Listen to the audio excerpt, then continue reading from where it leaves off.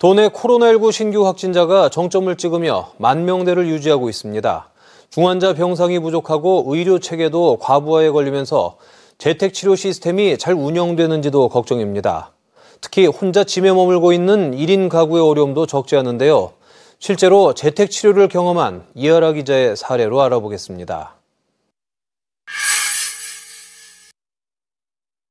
홀로 살다가 확진되면 보건소에서 발송되는 문자 메시지는 2통. 격리 기간과 장소가 적힌 안내문과 역학조사 질문지입니다. 증상을 느낀 시점과 동거인 유무 등을 적어서 제출하면 기저질환이 있는 중환자가 아닌 대부분의 시민은 일반관리군으로 분류돼 혼자 집에 격리됩니다. 건강보험 심사평가원 홈페이지에서 비대면으로 진료받을 수 있는 병원 목록을 찾을 수 있는데 병원에 전화해 의사에게 증상을 말하면 병원이 지정한 약국에서 약을 지어줍니다. 그러나 약을 지은 이후가 문제입니다.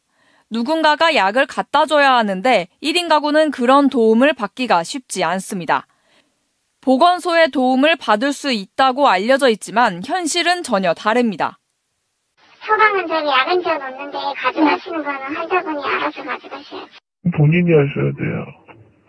아니면 지인한테 부탁을 좀 하셔요. 알아서 해결해야 합니다.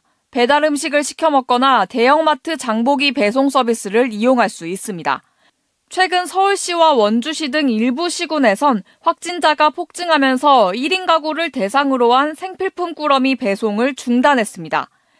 다행히 강릉시는 현재까지 배송 서비스를 유지하고 있습니다.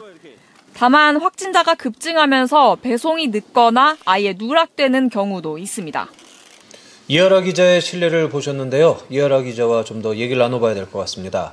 이하라 기자, 건강은 좋아졌다고 알고 있는데 격리 기간 동안 가장 힘들었던 점은 뭡니까? 네. 목이 심하게 아픈 것도 힘들었지만 비대면 진료 후에 약을 바로 받을 수 없는 게 가장 당황스러웠습니다.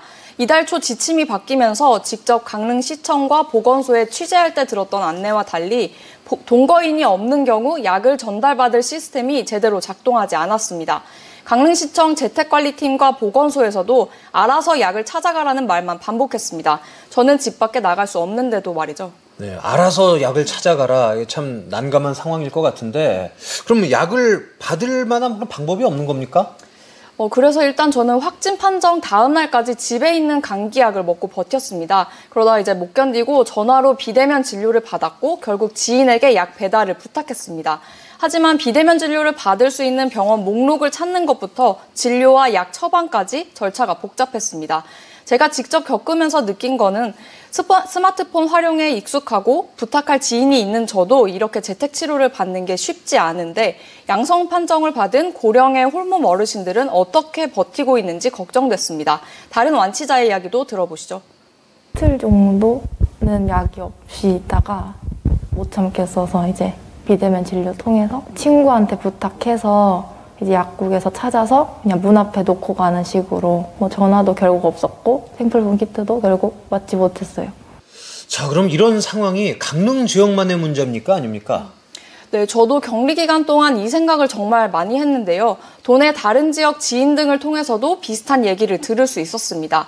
확진자가 폭증하면서 보건소 업무가 가중돼 물리적으로 어쩔 수 없는 상황인 건 맞습니다.